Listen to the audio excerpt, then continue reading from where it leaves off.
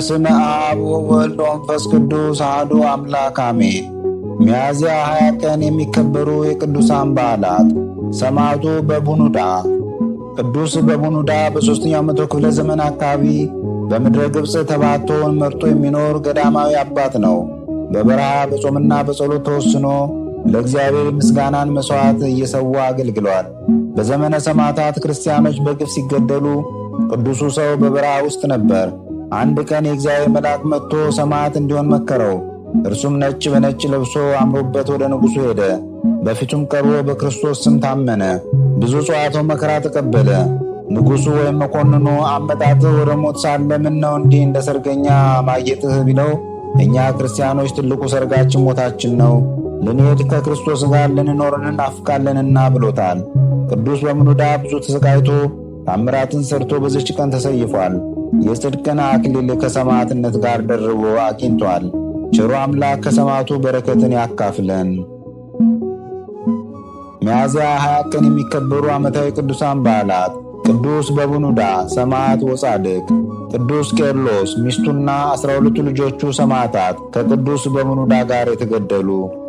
በዚሁ ቀን የሚከበሩ ወርሃዊ ቅዱሳን በዓላት። ቅዱስ ዮሐንስ ሐጺር፣ ቅዱስ አክሎግ ቀሲስ፣ ቅዱስ አጼ ካሌብ ጻድቅ ንጉሠ ኢትዮጵያ፣ አባ አሞኒዮስ ዘአገረ ቶና፣ ቅድስት ሳድሽ የዋሂት፣ ቅዱስ ወክቡር ማር ቴዎድሮስ ሰማዕት። ቅዱሳንን የሚመለከት ከመጽሐፍ ቅዱስ የተወሰደ ጥቅስ አንደኛ ጴጥሮስ ምዕራፍ 3 ከቁጥር 13 እስከ 16። በጎንም ለማድረግ ብትቀኑ የሚያስጨንቃችሁ ማን ነው? ነገር ግን ስለ ጽድቅ እንኳ መከራን ብትቀበሉ ብፁዓን ናችሁ። ማስፈራራታቸውን አትፍሩ፣ አትናወጡም። ዳሩ ግን ጌታን እርሱም ክርስቶስን በልባችሁ ቀድሱት። በእናንተ ስላለ ተስፋ ምክንያትን ለሚጠይቋችሁ ሁሉ መልስ ለመስጠት ዘወትር የተዘጋጃችሁ ሁኑ። ነገር ግን በየዋህነትና በፍርሃት ይሁን። ወስብሐት ለእግዚአብሔር ልዑል ወለወላዲቱ ድንግል ወለመስቀሉ ክቡር ዕፀ ሳህል አሜን። ዘአቅረብኩ አላፍ ቅዱሳንን አዘክሬ ምስጋናን አቀረብሁልህ። እኒህ ቅዱሳን ዘወትር አንተን ያገለግሉ ናቸው።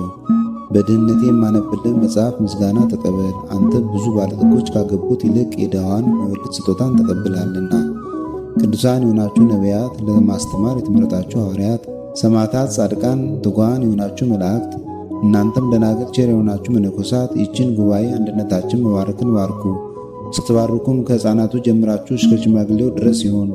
በብራና በወረቀት የጻፈውን ሊያስደርስ በገንዘብ ዋጅቶ ያጻፈውን አምኖ ያነበበውን ወደ ሌላ ልሳንም የተረጎመውንም በዝነ ልቦና አምኖ የሰማውን ከጠብ ከክርክር ከመከራ ከችግር በምትሰውር በእናቱ በማርያም ጸሎት ኢየሱስ ክርስቶስ ሁላችን አንድ ላይ ይማረን፣ ቅዱስ መንፈሱንም ይላክልን ከዛሬ ጀምሮ ለዘላለሙ ዳግመኛም እስኪመጣ ድረስ አሜን።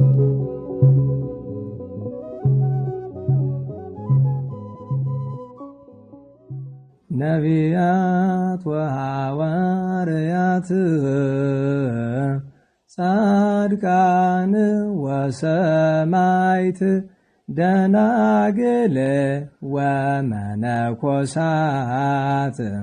አይሩግ ወሕፃናት ገዳማውያን ወሊቃውንት ሰአሉ ለነ ኩልክሙ ቅድመ መንበሩ ለጸባኦት